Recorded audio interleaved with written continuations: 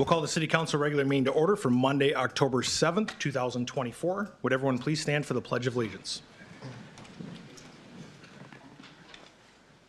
I pledge allegiance to the flag of the United States of America and to the republic for which it stands, one nation, under God, indivisible, with liberty and justice for all. Call the roll, please. Mayor Hoyt. Here. Councilmember Lean. Here. Councilmember Wilson. Here. All right. Any changes to the agenda? Leah or Nick? Steve? None. No. Anybody else? Seeing no changes, I'd seek a motion to approve the agenda. Motion. Second. By Steve, second by Nick. All in favor, say aye. Aye. We have no announcements. Let's move on to item 6, which are our citizen comments. If there's anyone in attendance wishing to speak, please come up and do so at this time. Citizen comments is a time for anyone to address the City Council on matters not on the agenda. Those speaking should state their name and address and limit their comment to 5 minutes. The City Council will not engage in discussion on your topic, but those issues requiring a response will be responded to by the next City Council meeting. City Council asks that anyone speaking at the meeting please be respectful. And you're up.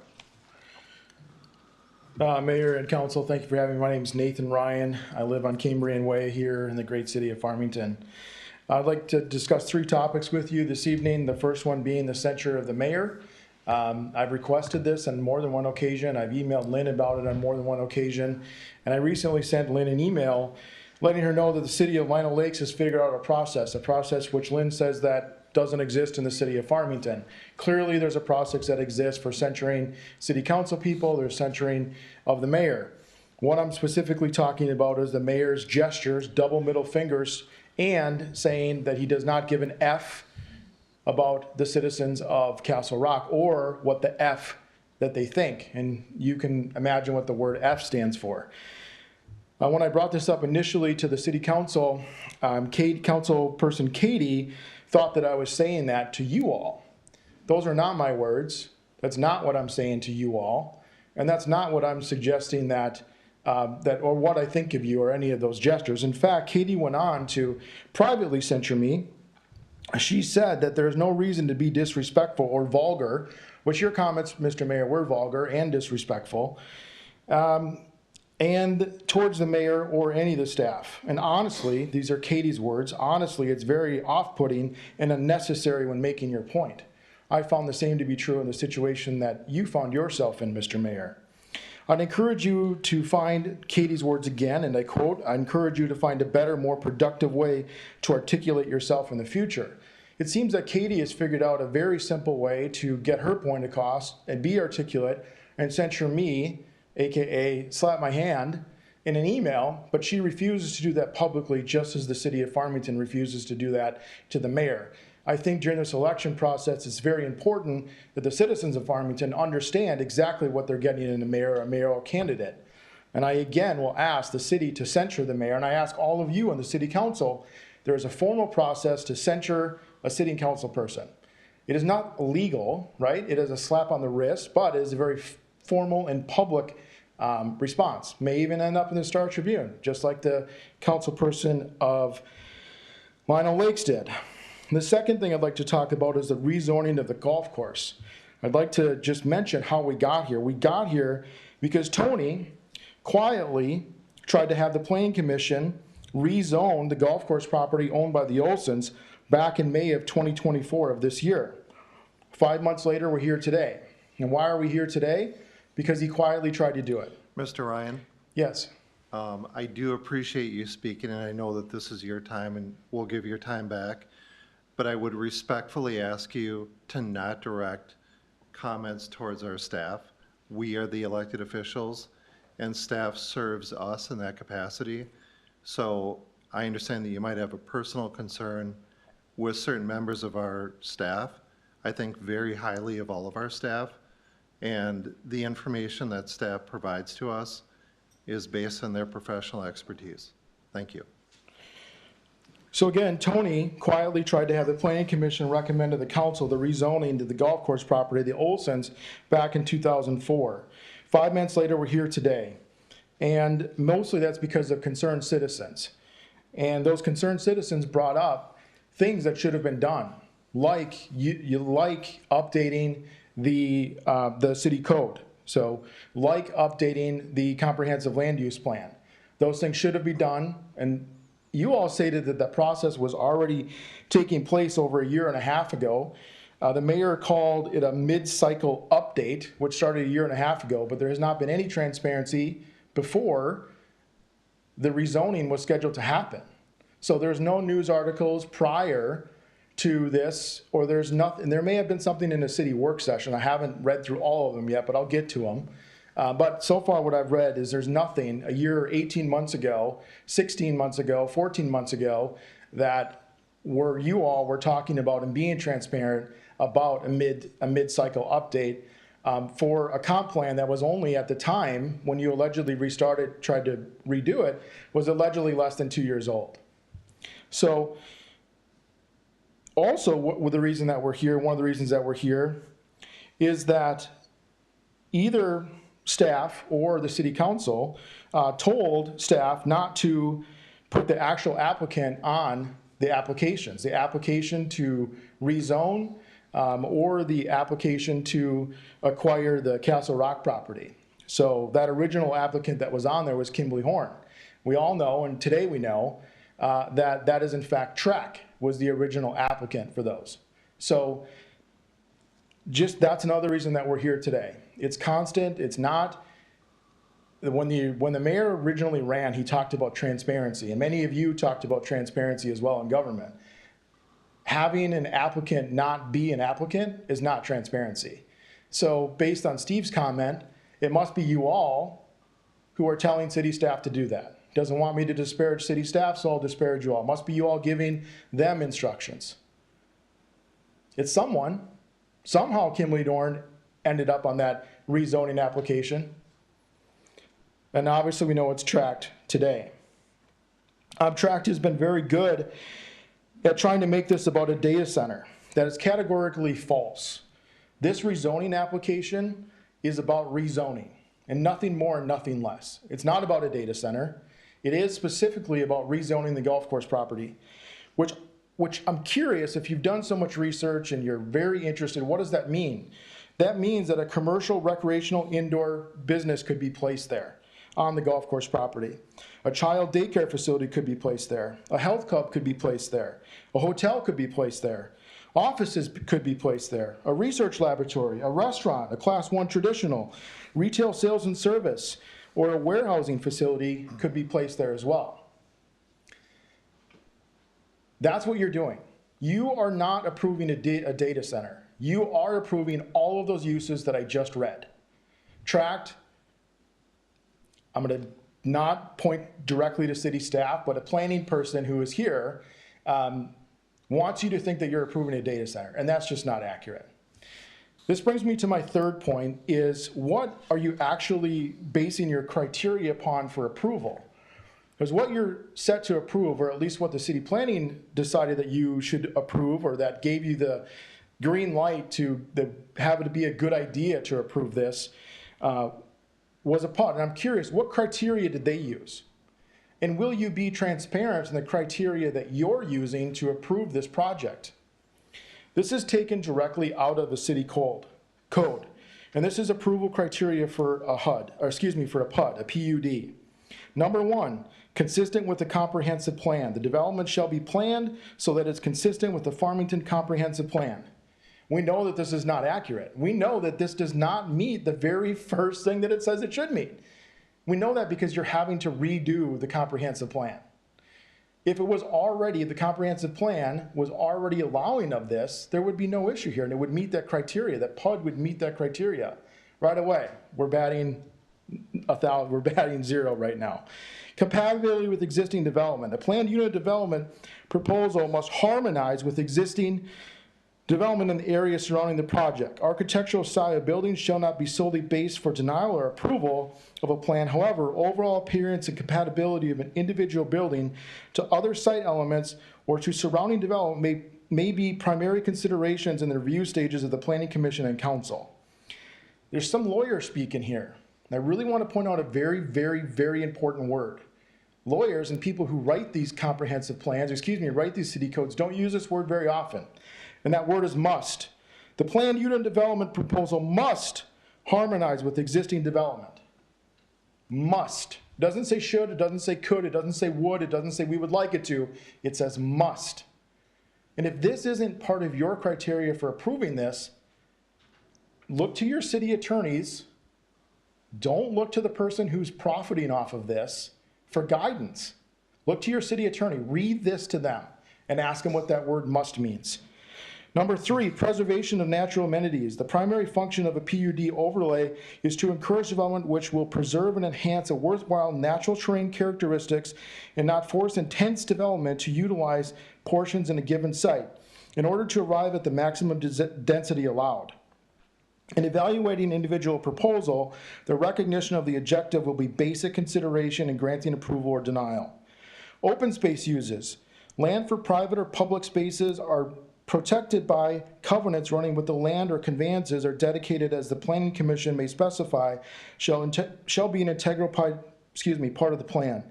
Such open spaces areas shall conform to the land area requirements of the subdivision ordinance, shall not include land developed to be to streets, parking, or paved yards.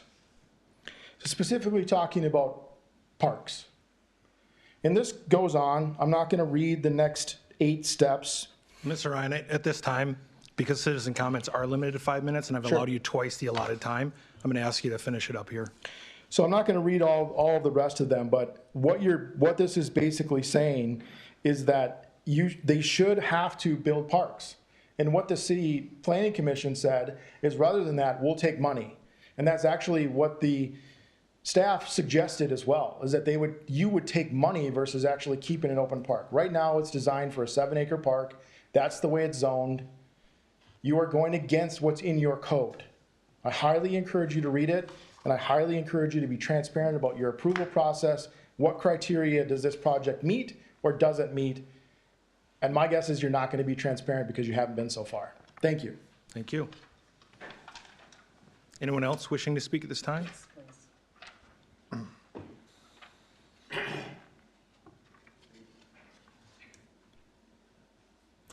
Good evening. Thank you for giving me the opportunity to speak to you this evening. My name is Denise May. I live at 22265 Bering Avenue. And I want to talk about my opposition to the rezoning of the Fountain Valley Golf Course and the school district property. I visited the same 3 data center sites in Iowa, in Altoona, Waukee, and West Des Moines, that the council and the planning commission visited, and I did not see or hear the same thing that was described in the article that appeared in the Dakota County Tribune on September 20th. The buildings are huge. The buildings for the Meta Altoona site look to be 50 to 60 feet tall, about 30 feet for the Apple site, about 60 feet for the Microsoft West Des Moines site. It will take berms of a much greater height than the 21-foot berms proposed in the track renderings to make a technology park inconspicuous and unobtrusive, as track has said data centers want to be, as we would want them to be. Track added rendering number 12 to their website. This additional rendering was done for the benefit of my husband and me. It is the view from our deck. Our house is 150 feet from the property line we share with the golf course. According to Track, it will take 5 to 10 years for the trees and landscaping to reach the heights shown in the rendering. And even then, the buildings will still be seen above the berms and not offer much for noise mitigation.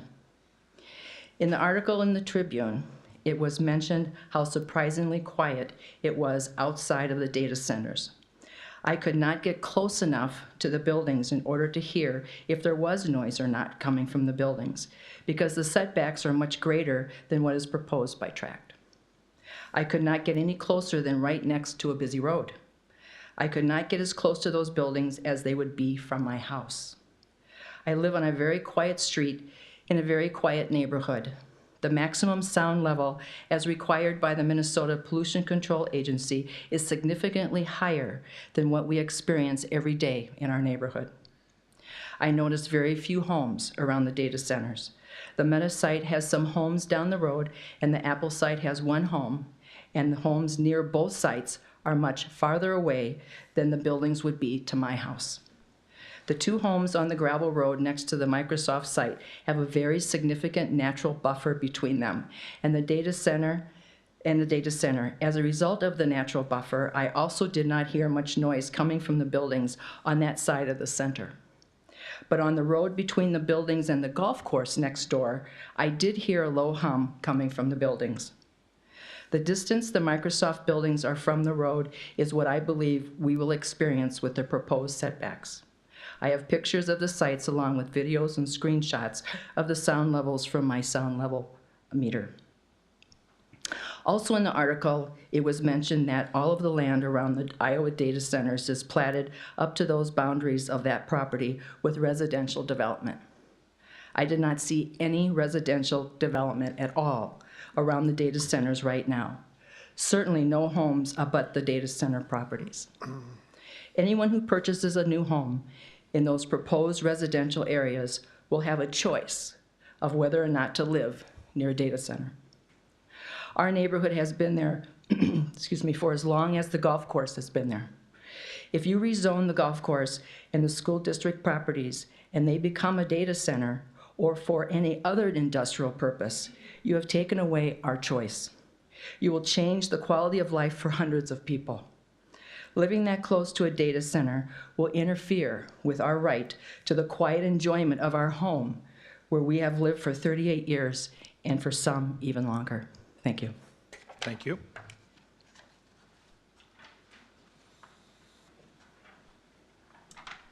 Good evening. I'm Kathy Johnson. Excuse me. I live at 22280 Bering Avenue, Farmington.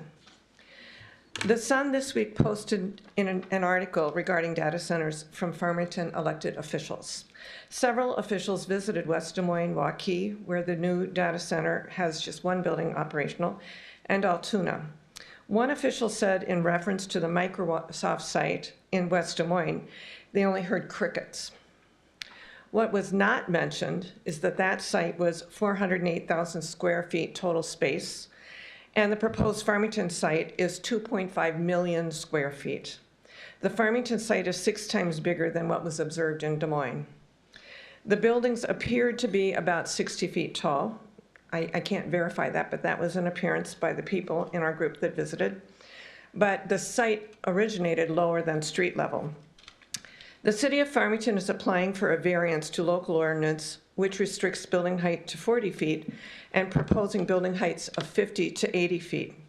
A berm with landscaping will not mask the view of these buildings from the long-established residences nearby, as the natural buffering does in the West Des Moines site. A 250-foot setback is very far from adequate in accomplishing the quiet which leaders of Farmington said they observed in Iowa. As a matter of fact, research reveals over and over again that the insidious hum basically cannot be masked. Kristen Dean emphasized in the late August public meeting that there would be noise, but pledges to stay within state ordinance. So don't expect us to believe that it's just going to be quiet. One member of the Environmental Coalition of Farmington, who also visited the Des Moines site, said the noise could not be heard in the 2 residences next door, but ironically, the golf course abutting Microsoft, yes, the home hum and the air conditioner could be heard there. Major Hoyt said in the article that the plans for the data center were happening 1 year ago, but that does not alter the fact that this is spot zoning. He stated that west and north of Executive States is zoned industrial. Upon studying the comp plan, it is obvious that his statement is erroneous. The only areas zoned industrial in Farmington are on Highway 50 between Flagstaff and Denmark, and 2 other tiny dots which appear to be the Kempt plant and one other, I can't quite figure out what it is, but it is not north and east of Flagstaff. The mentioned areas are zone commercial. In the open hearing regarding the data center, Dirk Roddy stated that Northern Virginia home values continue to rise despite the presence of many data centers. What is omitted is that Northern Virginia is one of the most, if not the most, competitive housing markets in the United States. Being near government, military, and related businesses around Washington, D.C. drives that housing market, not data centers, one way or the other. What the leaders of Farmington claim to be due diligence is in need of fact-checking and is far from a comparison of similar situations, not nearly due diligence. In an article from the Washington Post, Montana developer Buck, who builds higher-end houses, states that residents located near new industrial development are harder to sell. The same article also states that due to AI, companies like Google, Microsoft, and Amazon are in a power grab for land, but also for water and electricity. They target the smaller towns because, and this is not my quote, this is from the article, they think the people there are stupid or just need the money. I think that the people of Farmington are not stupid, and I think that revenue can be brought into town by appropriate placed data centers like the Bengal project. It is already zoned industrial, or by reaching out with generous offers to some of the 45% of Farmington land which is not developed nor near residential developments. I would ask that the council vote no to rezoning. What is being promised by the city is not what is happening in other towns and cities where data centers are built or are proposed. And there's no reason to believe that the reality is any different here in Farmington. Again, to quote the Post article, data center developers use predatory business tactics to promote the construction of centers like the one proposed in the southeast of Farmington. Open your eyes and see it. Given the proximity to the election, I would ask that the vote be postponed until after the November election. And when that vote does occur, vote no to the illegal spot zoning. The residents of Farmington are not beholden to the whims of the mayor, who tells his constituents just to move if they don't like the way the city is run. Vote no to rezoning. Thank you.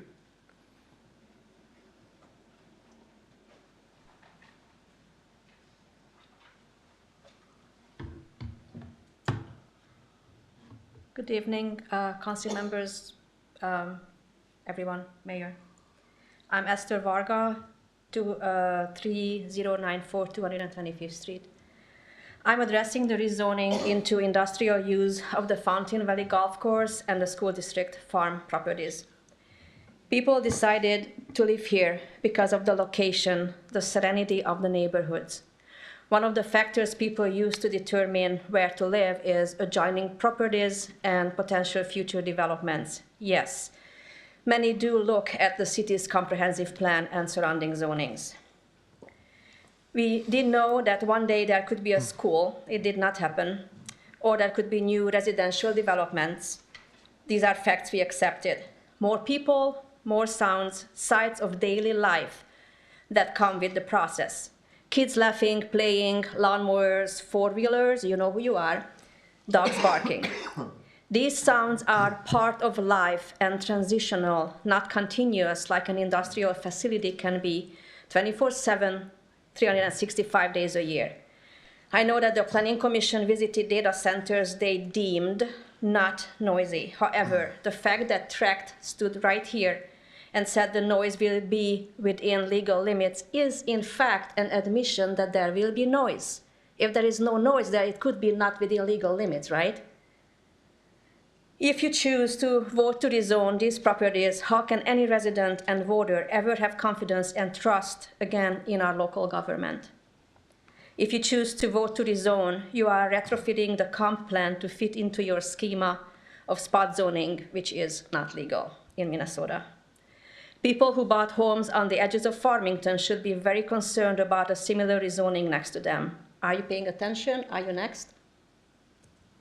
You could be next having to deal with the rezoning consequences. For most of us, a home is the largest investment we ever make in our lives. We all want to be assured that what was planned for a neighborhood is honored and not changed for the promise of money to the city and the school district. The tax revenue is just as a promise. You cannot take it to the bank. When it comes down to the school district, wanting to make a windfall on the farm sale at the cost of spot zoning, negatively impacting existing residential neighborhoods and adjoining municipalities. The city of Farmington wants the promised tax revenue at a huge cost, peace of mind, quality of life, and the future home values of several hundreds of people being smashed so that the city and the school district can reap the monetary benefit. Anyone remember how quickly technology changes? Remember reel-to-reel? Floppy disk, CD-ROM, all obsolete. Technology changes very quickly, and when it does, what will these 2.5 million square feet buildings be replaced with? Once rezoned, just about any industrial segment can replace them.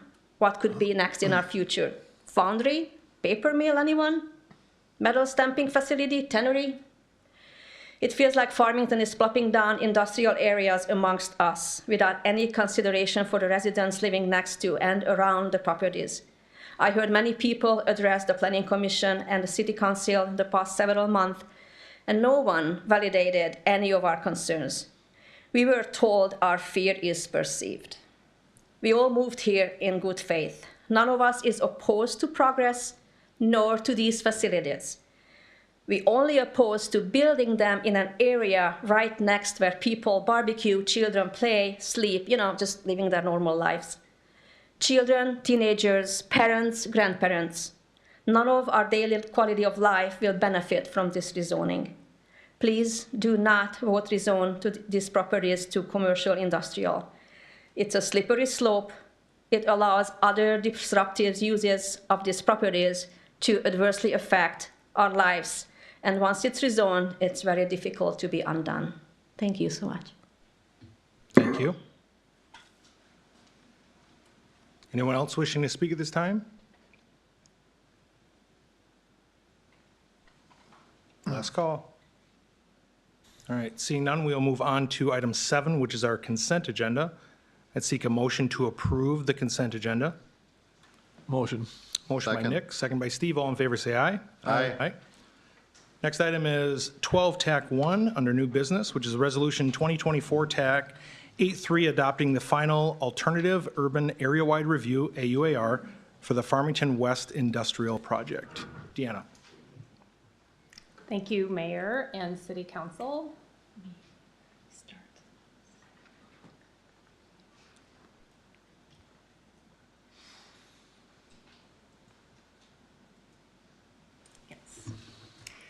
So tonight, we're asking the City Council to consider Resolution 2024-83, which is the adoption of the final AUAR for the Farmington West Industrial Project. Again, the AUAR is an environmental review process. It looks at those potential impacts of anticipated development within a geographically defined area. It's regulated by Minnesota rules, and it's a planning tool. This does not approve or deny a project, but again, it's a planning tool. What I have on here is directly from Minnesota rules, and it shows the process, and you can see where we are tonight. The study area included 6 parcels, approximately 329 acres, at the northwest corner of Pilot Knob and County Road 50. And this AUAR analyzed the potential impacts associated with a technology park or other industrial uses. Tonight, we've asked Allison Harwood, who is the Director of Natural Resources with WSB, to walk through the AUAR, the final AUAR, talk about what it is, that process, some of the findings that came from it, and also how the AUAR is used. We hired WSB to be the city's consultant. The actual AUAR was completed by Kimley Horn, and we felt it was super important for the city to have an expert working on our behalf to review all the information to make sure that the process was followed and that the information was accurate. So with that, I'll turn it over to Allison.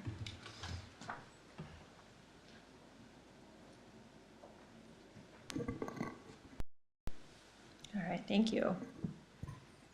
Again, I'm Allison Harwood. I'm Director of Natural Resources with WSB, and I and my team worked with the city, with city staff, as well as the consultant that developed the AUAR to, as Deanna said, make sure that it was complete and had the most accurate information available at this time.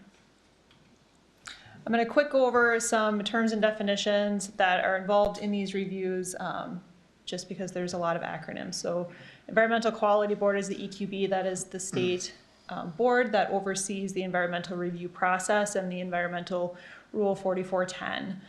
AUAR is the Alternative Urban Area-Wide Review, which is what we were talking about tonight, and it is a hybrid of two other types of environmental documents: the Environmental Assessment Worksheet, or EAW, which is a form of review that many cities are very familiar with, and the Environmental Impact Statement, or EIS, which is a type of review that is typically reserved for very large, impactful projects that don't have other processes available for evaluating impacts.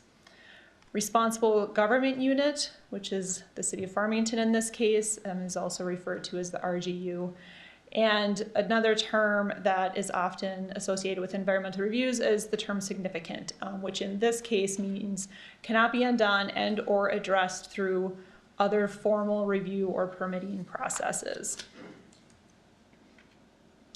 So what is an AUAR? And again, it's a state environmental review document. It's a hybrid of an EAW and an EIS.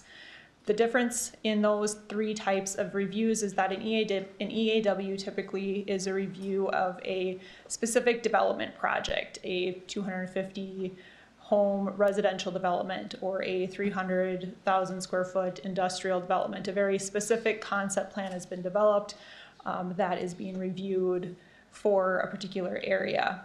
An EIS, again, is typically very large projects. Think Viking Stadium or a large mining project. The EAW is AUAR is a combination of those two, and it involves studying land uses versus specific development plans.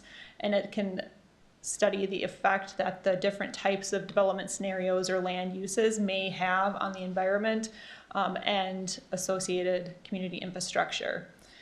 Another difference between an AUAR and the other types of environmental review is that an AUAR is updated. So again, it's typically completed on a larger review area that may involve multiple types of development projects, and so it's required to be updated every 5 years until development in that particular area has been completed.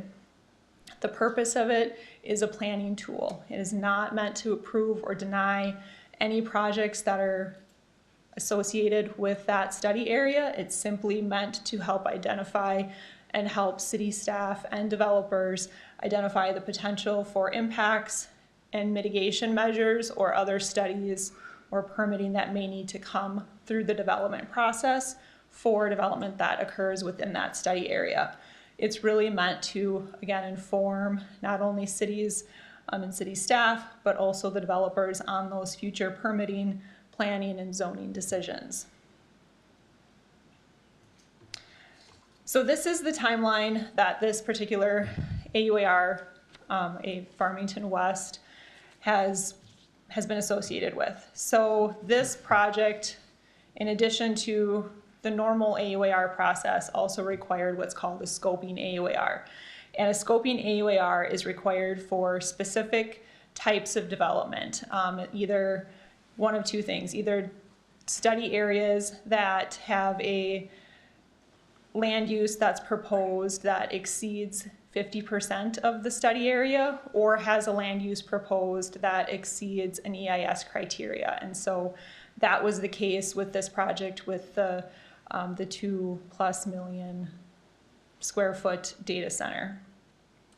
That scoping process is really meant to just lay out not only the study area that's involved with the AUAR that's being evaluated, but also the different types of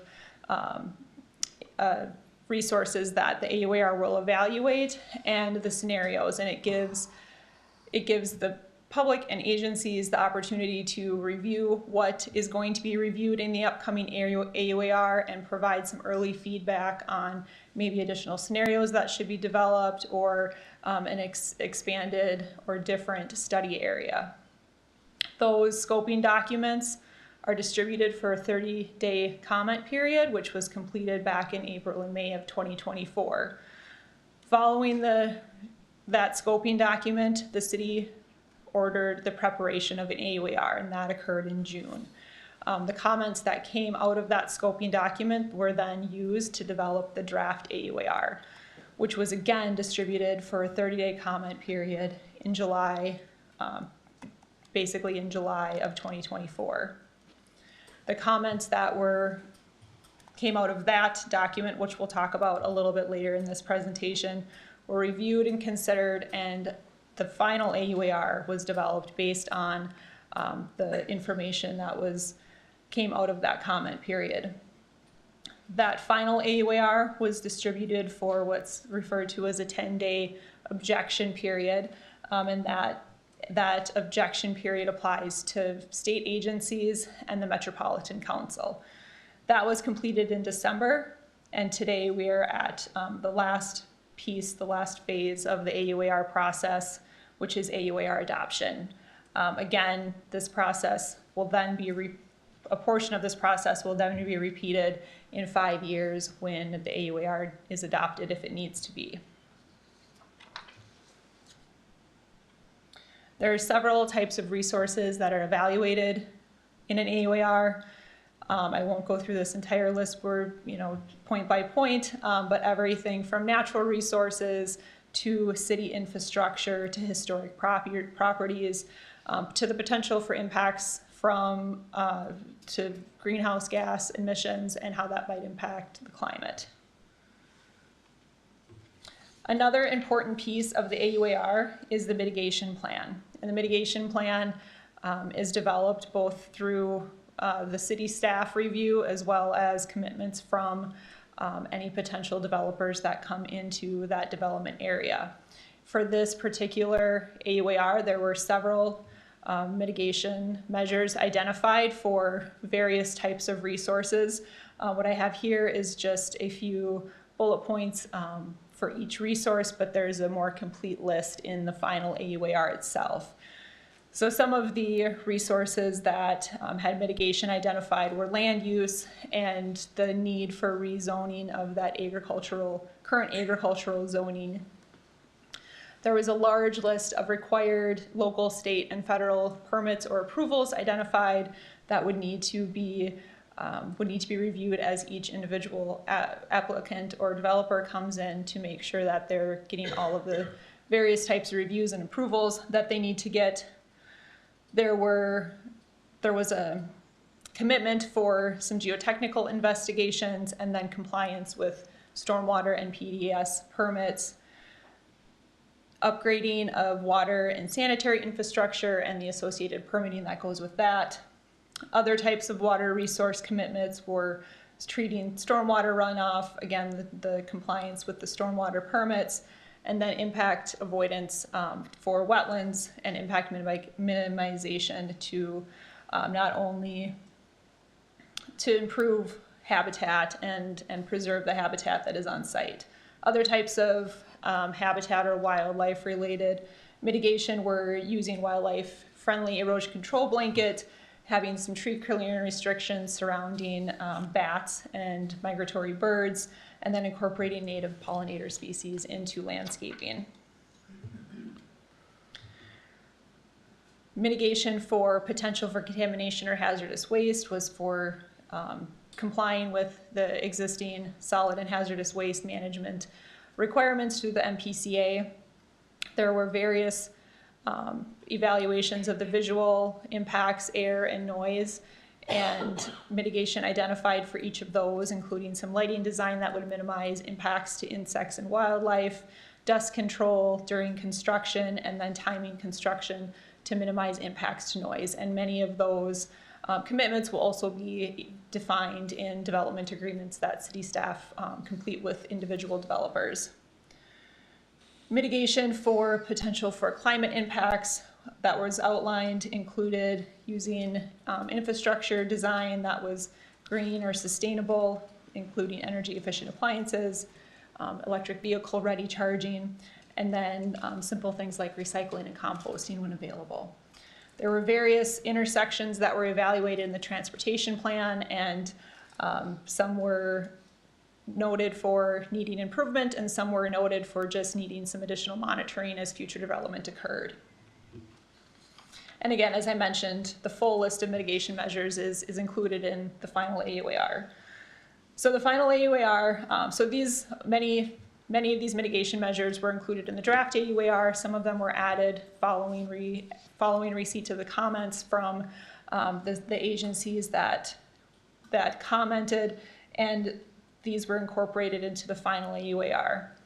Comments that were received were from just mainly state agencies and then one local agency.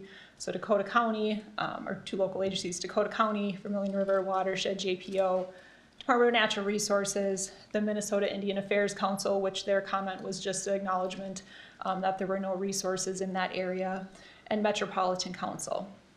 The comments primarily focused on the potential for unidentified wells and properly sealing those if they were found within the site. As I mentioned, the traffic and the transportation mitigation, potential for habitat improvement, specifically connections to the Middle Creek Conservation Focus Area, as well as the use of those native and drought-tolerant plants. The options for potentially using the aggregate resources within the site prior to development was noted. The need for continued evaluation and permitting for water demands, including options for water reuse, and the need for continued evaluation and planning for wastewater needs, including the needs for future wastewater infrastructure improvements. So again, all of these comments were considered. The final AUAR was updated, was distributed back out for the 10-day objection period in September. And no objections were received from any of the agencies. And objections are very uncommon. I have been involved with only one project that has had an objection in my career, and it was very quickly resolved. And typically the objections only occur if there's not an additional approval or permitting process established for a particular resource yet. So what follows adoption? As I've mentioned, the AUAR remains valid for 5 years for any of the development scenarios studied, meaning that any development that comes in that fits within the scenarios or fits within the types of land use that were studied are covered for environmental review. They would not need to go through a separate environmental review process. Developers and the city and city staff review and implement mitigation measures as necessary. So as development plans come in, the city staff can use the mitigation document and the AUAR to cross-check and make sure that developers are adhering to the commitments that were made within the AUAR. Again, it must be updated every 5 years until development is complete within the study area, or it may also be updated if a proposed development comes in that differs from the land uses that were evaluated or is within the same land use but more dense or impactful than what was studied under the AUAR. And with that, I'm happy to answer any questions before handing it back over to Deanna. Thank you, ma'am. Steve, questions? Yeah, I do. So let's talk about the water, the groundwater portion of it. We know that the Vermilion River is critical to this area. And even though there weren't objections, there were noted concerns. So maybe as a broad comment or question, how are concerns looked at from a developer standpoint? Are they like, okay, duly noted, but we're going to proceed, or what does that look like as it relates? And I'm primarily thinking about the groundwater to the water part of it.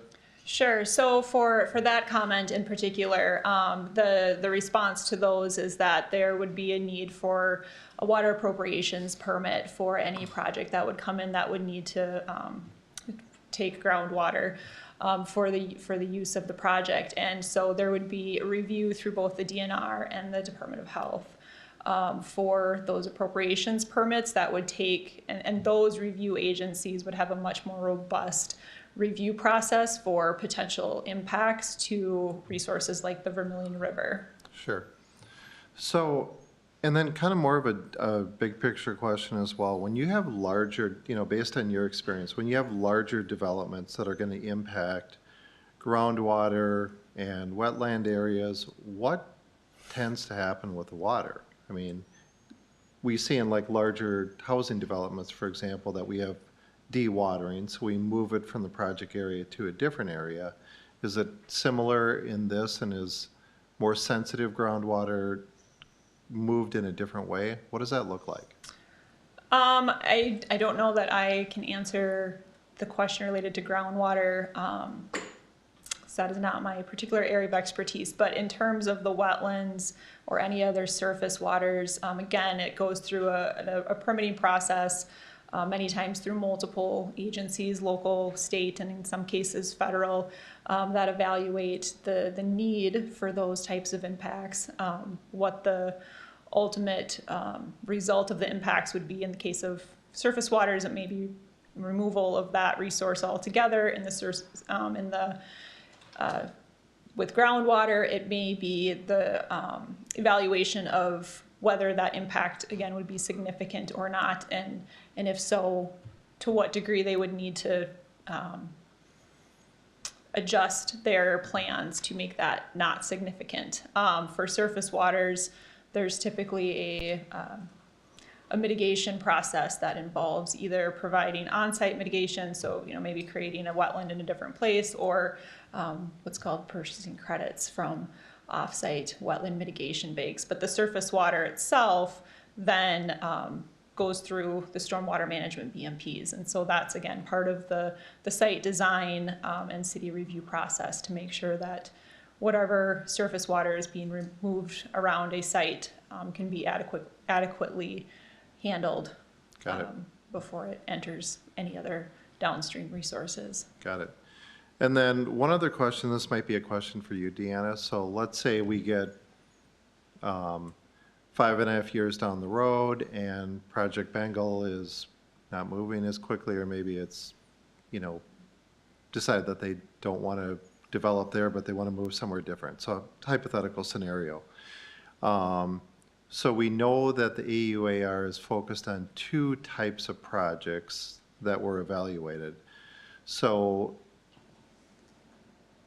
would does a new AUAR depend on the amount of difference for a future development? So let's say, for example, there's a retail development proposed, or something a little bit different, commercial, for example. Does there have to be an AUAR that specifies that specific use, or even housing, for example? Any use that's not identified Consistent.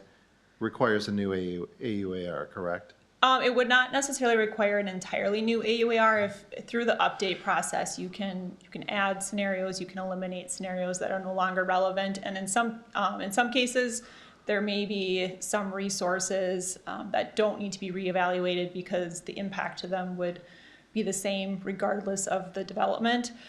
In other cases, for example, traffic, there may be a need for an updated traffic study if the new scenario would result in a greater impact or more traffic generation from that site. So, for example, a housing development may have more traffic generated than what's currently proposed now. All right, thank you.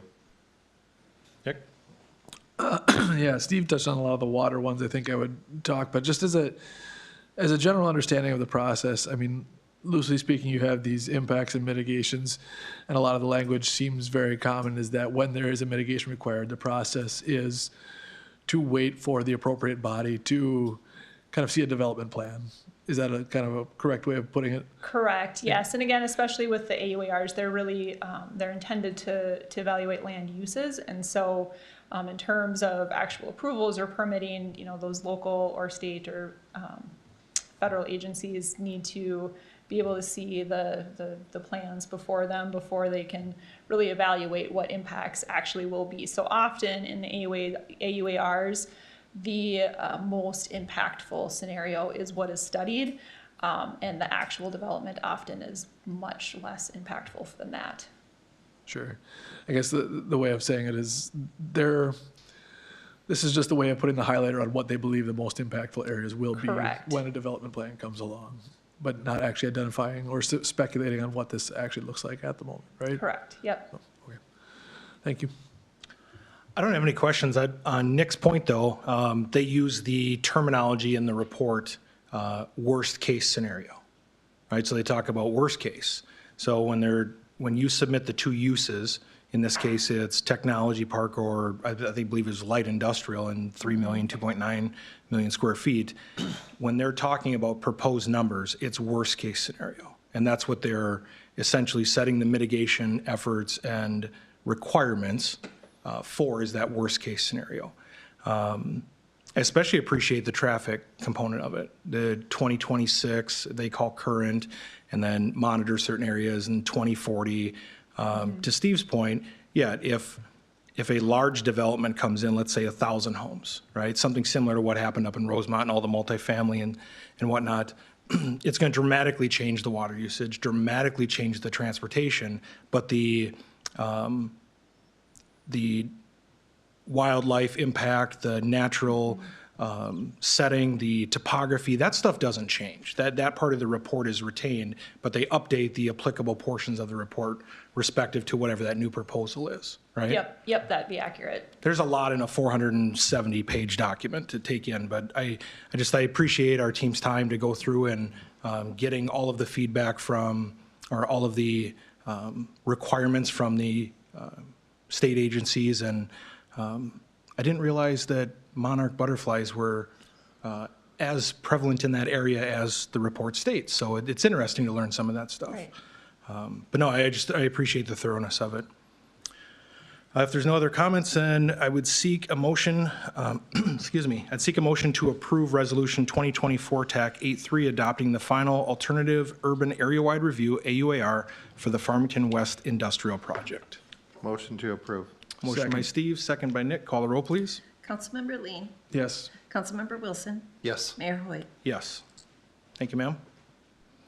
Next item an item on the agenda is 12.2, plans and specifications, and authorize the advertisement for bids for the Rambling River Center project. Kelly.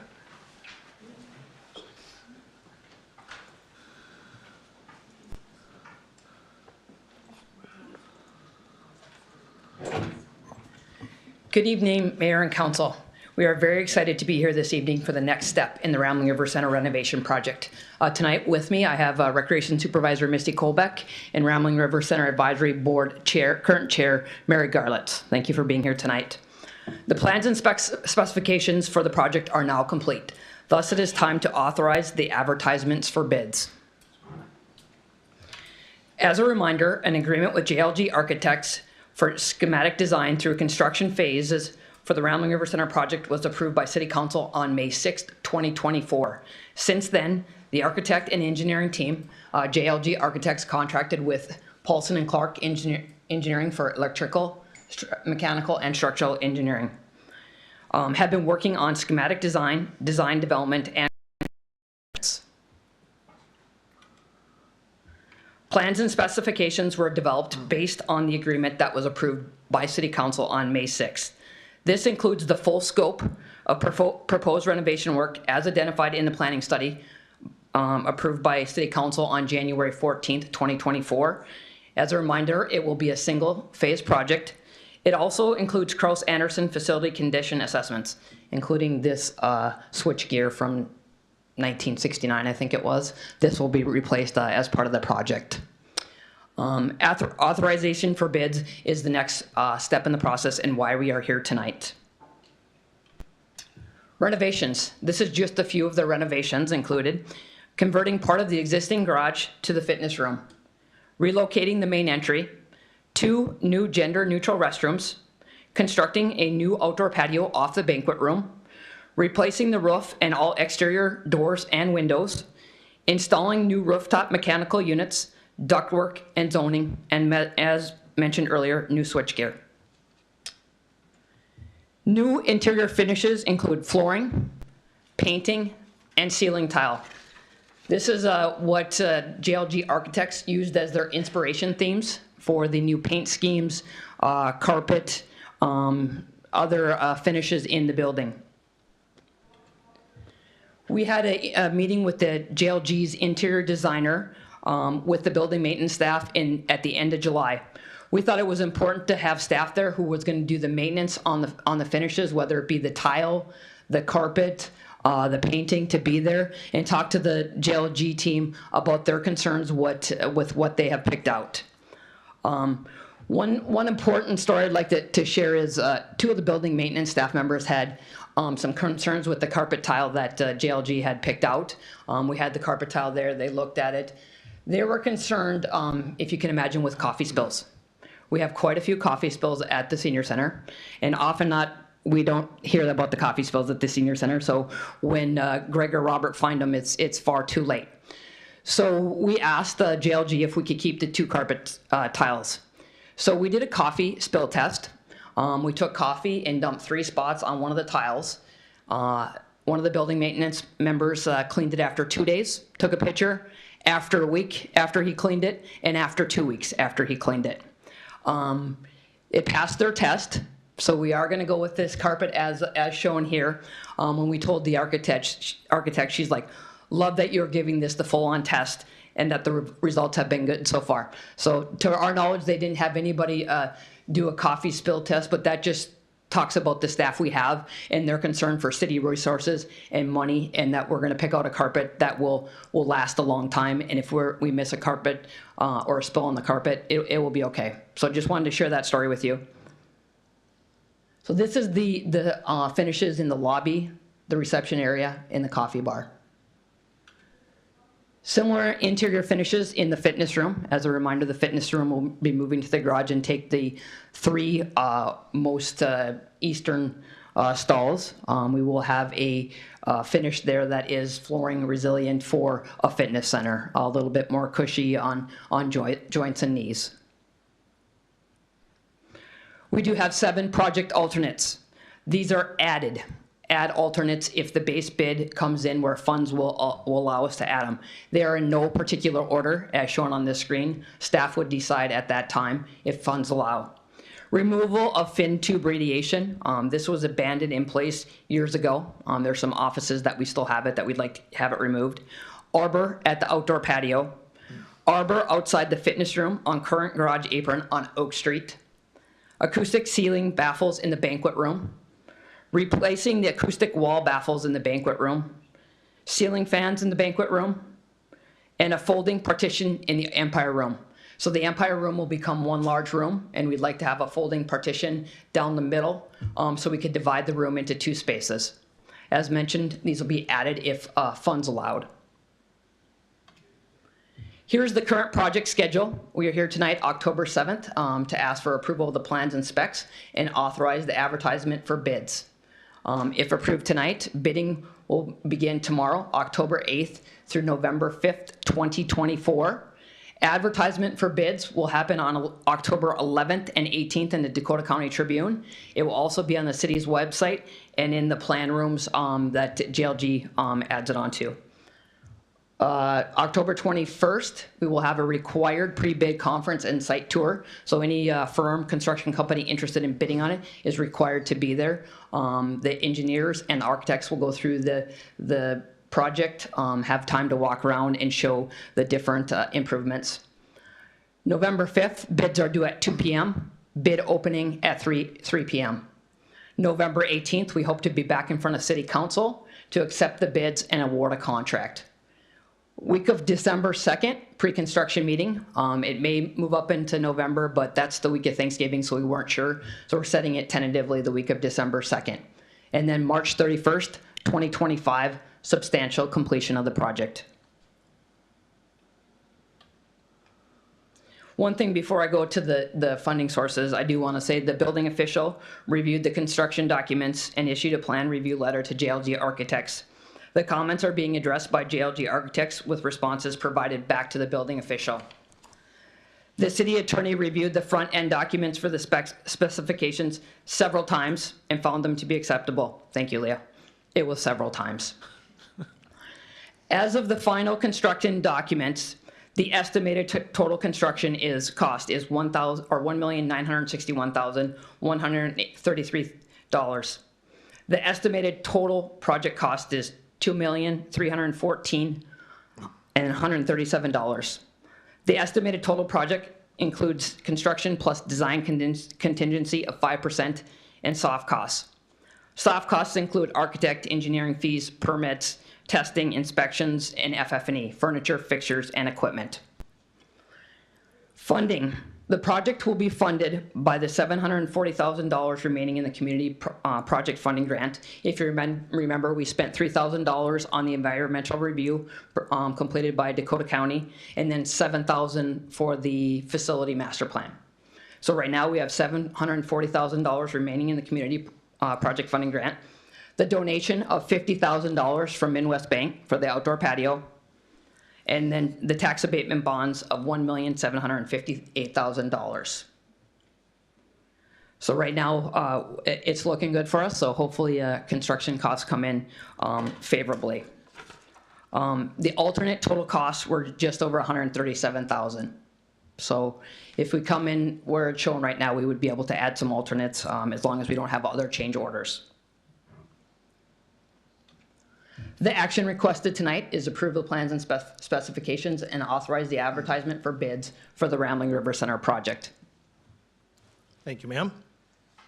Nick, any questions? Just a comment first that I'm very excited for this, obviously. It's been a long time coming.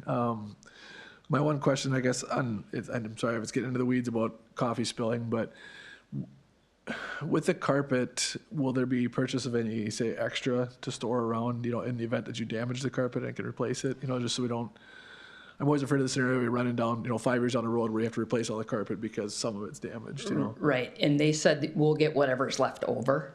Okay. So they'll open a case or however they come, and whatever's left is ours to keep. Okay. So, and if there's not enough, we can definitely look into that. Obviously, that's a minor point, but other than that, I'm really happy. Are we still going to have coffee on Fridays at the fire station then? We are going to have coffee at the fire station, and we might actually get some firefighters now, too. All right, thank you very much. Steve?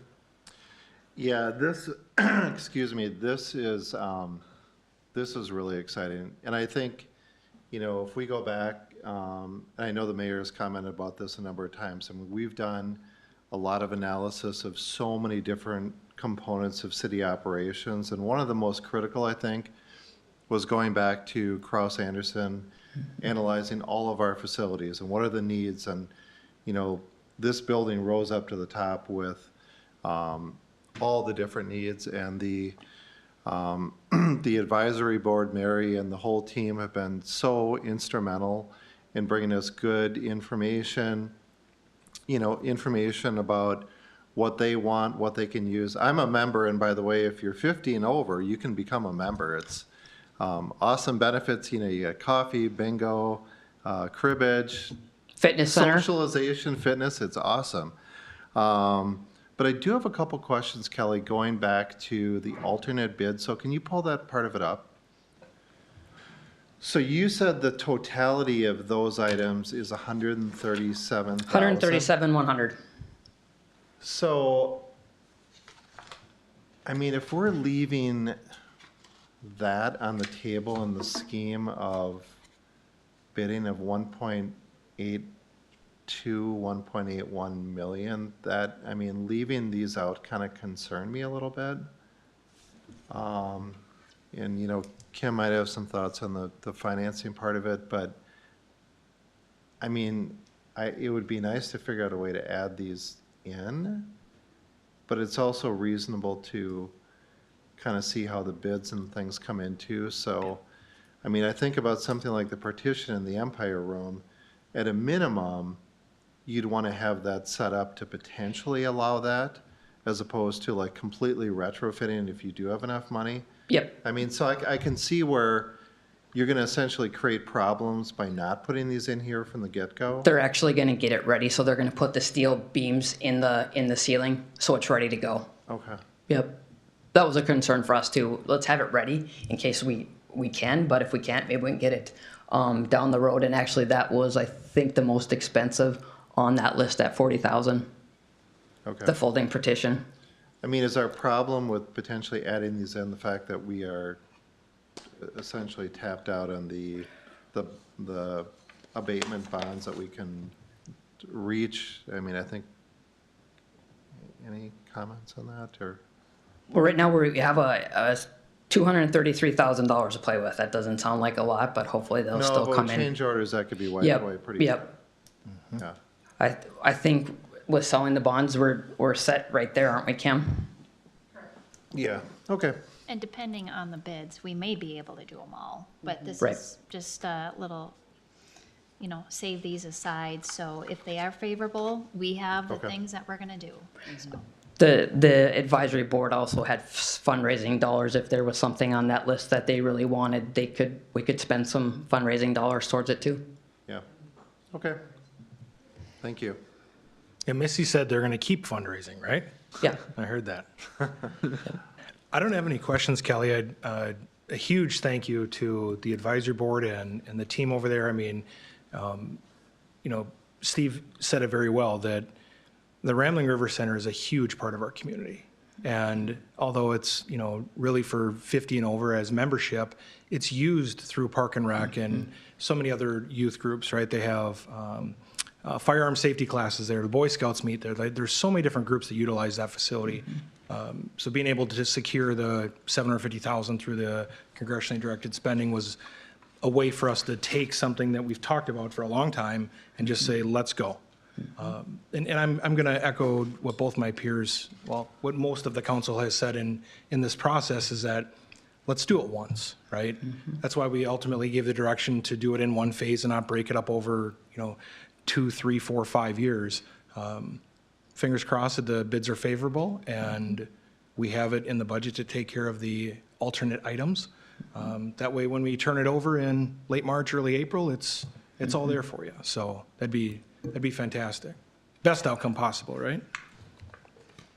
Well, with that, I would seek a motion to approve the plans and specifications and authorize the advertisements for bids for the Rambling River Center project. I will make a motion to approve. Motion by Steve, Second. second by Nick. Call the roll, please. Councilmember Wilson, Yes. Mayor Hoyt, Yes. Councilmember Lean. Yes. All right. Thank you, Kelly. All right, roundtable. Leah, you start. Great, thank you, Mayor. Just a judicial update, I suppose. Judicial elections are on the same ballot as the other elections. You might have to turn over the ballot. But for those of you that don't know that, you should go onto the Secretary of State's website, see a sample of your ballot, and take a gander. And those are courts from the Dakota County courts all the way up to the Supreme Court. And there's some contested cases. Some contested cases, classic attorney speak, some contested races. So, thanks. Thank you. Nick? I just got back from Colorado, so I'm going to use that as my excuse that I didn't have enough time to write a roundtable tonight. All right, that's fair. Steve? All right, so a couple items. Actually, I'm going to start with something a little bit different. We complain about the winter and occasional severe weather, but of course, if you live or have family in the East Coast or down in Florida, I just ask that you think about them, say a prayer for them.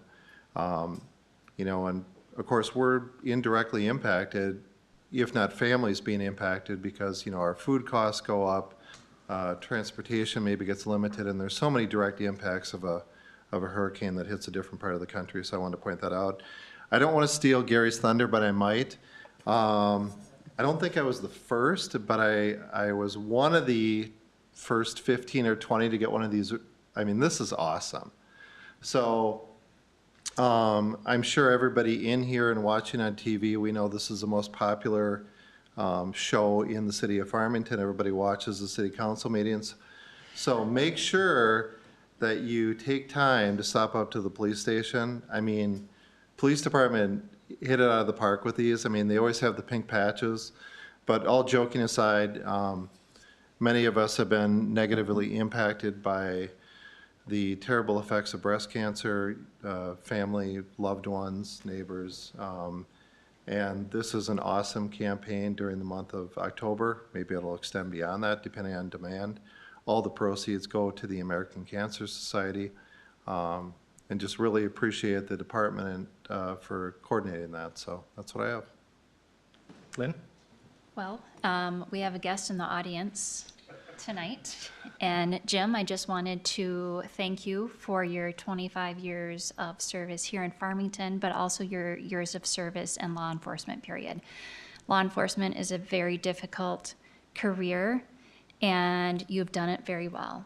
Not only do you have passion for the career of law enforcement and the profession, but you have passion for this community. And we will not forget it. We thank you for your service above self, and we will miss seeing you around here all the time. Please don't be a stranger. So thank you. Shirley?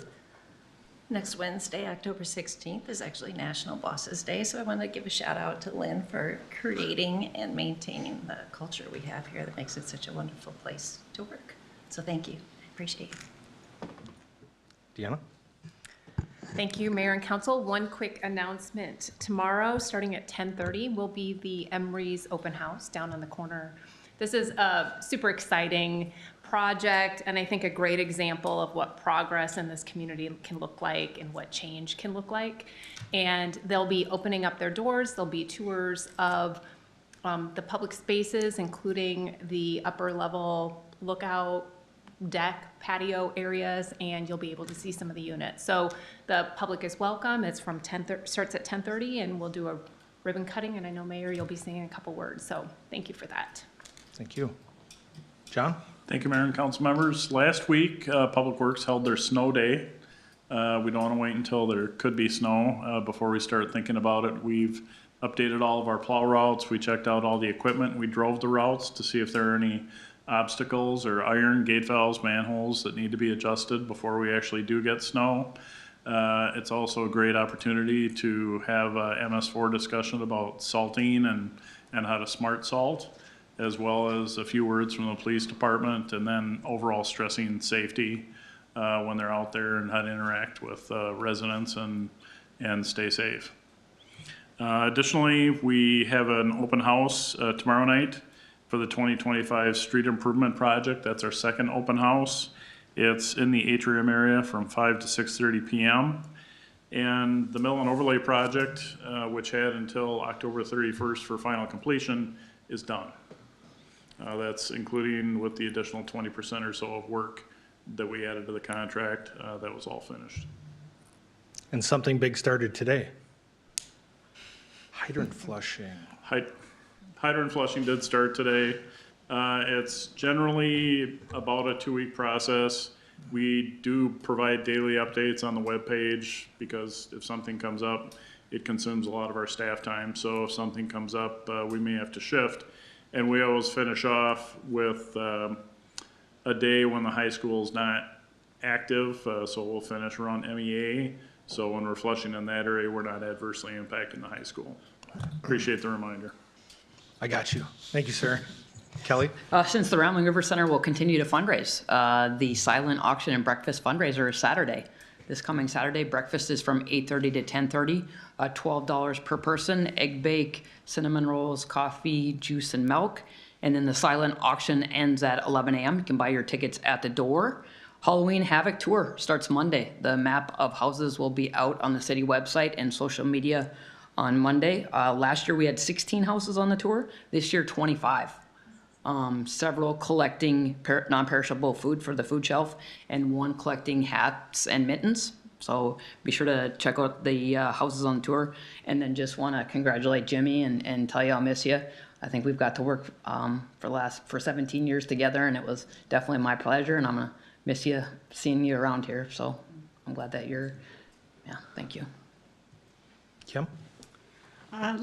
Excuse me, last month, the finance department sent out letters to property owners who had delinquent balances for any sort of services provided by the city, so utility billing, mowing weeds, that sort of thing. And in that letter, it stated that those amounts would need to be paid by next Thursday, October 17th, before 2:30 p.m. So I just wanted to send out that reminder. Thank you. Chief? So this week is National Fire Prevention Week. I have a little bit of data here from the NFPA's website. So this year's official theme is smoke alarms make them work for you. This year's focus is working on smoke alarms comes from the from the response from the National Fire Protection Association data, which shows that the majority of U.S. home fire deaths continue to occur in homes with no smoke alarms or no working smoke alarms. This year's Fire Prevention Week campaign reinforces the critical importance of smoke alarms and what needs to install, test, and maintain them properly. Having working smoke alarms in the home reduces the risk of dying in a home fire by more than 54%. However, roughly 3 out of 5 fire deaths occur in homes with either no smoke alarms or no working smoke alarms, and more than 38% of home fire deaths result from fires in which no smoke alarms were present. Fire Prevention Week is celebrated throughout North America every October and is the oldest U.S. public health observance on record for more than over 100 years. Again, Fire Prevention Week has worked to educate people on the risk of home fires and ways to minimize them. So check out our websites. All of our social media will be having things throughout the whole entire week of how to check your smoke alarms, change your batteries out. Here in the city of Farmington over this entire year, we have seen a huge rise in false alarm calls that we've been going to homes because their batteries are dead or they're over 10 years old and we have to get replaced. Thanks. Thank you, sir. Chief? I have so much to say. Why are you laughing at me? But I won't. If it's all the same to you, Mr. Mayor, I'm going to defer my time on the open mic here to Deputy Chief Constantino and let him address the council. Absolutely.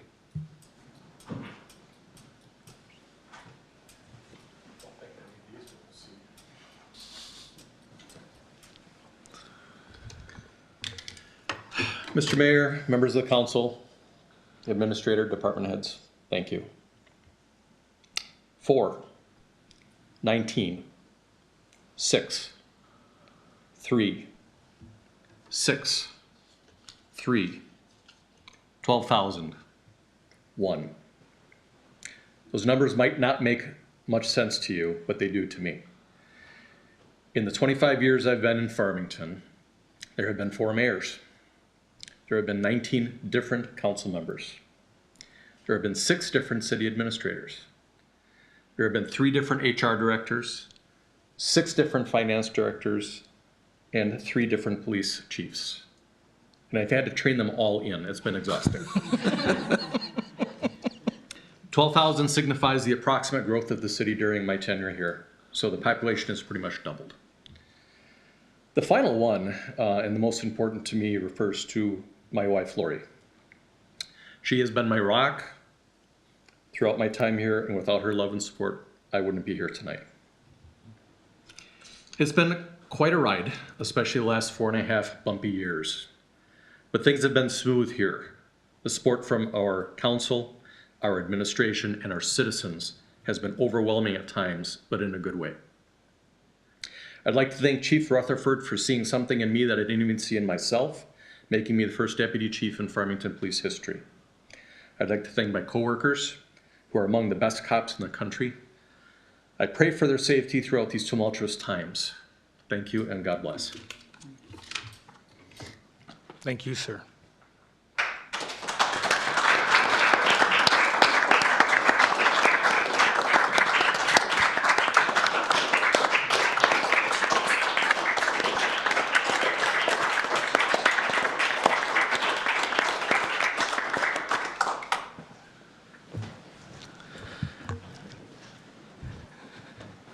So the last 6 years, that's the time frame that I've had the opportunity to really work with you. And time again, I have only seen a true professional show up. You're steadfast, you are reliable in every way, and you are a consummate professional. I love your enthusiasm. I love your drive. I only get to see snippets. I mean, just little micro pictures of the things that you've done in your very distinguished career. But they say in the book, 21 Irrefutable Laws of Leadership, John C. Maxwell, they talk about the law of the legacy. And it says The highest level of leadership is the one that very few ever achieve, and that's putting themselves in that's putting their organization in a position to succeed in their absence. There is no doubt that the men and women that you have served with over your tenure are better because of your impact. And I know that from the very little time that I get to spend with you. You will be dearly missed in our department. You'll be dearly missed in our community. But your wife gets you back. And for that time, man, we thank you. I mean, you have made as many sacrifices as Jimmy has. The nights, the weekends, the holidays, all the things. You both are in this retirement. Go enjoy it. And as much as I'm going to hold you to it. When we break ground on the expansion, you're coming back. But other than that, enjoy your retirement, sir. You have earned it. And thank you for everything that you've done for us. We appreciate you. With that, I'd look for a motion to adjourn. Motion. Motion by Nick, second by Steve. All in favor, say aye. Aye. Aye. We're adjourned at 8:20.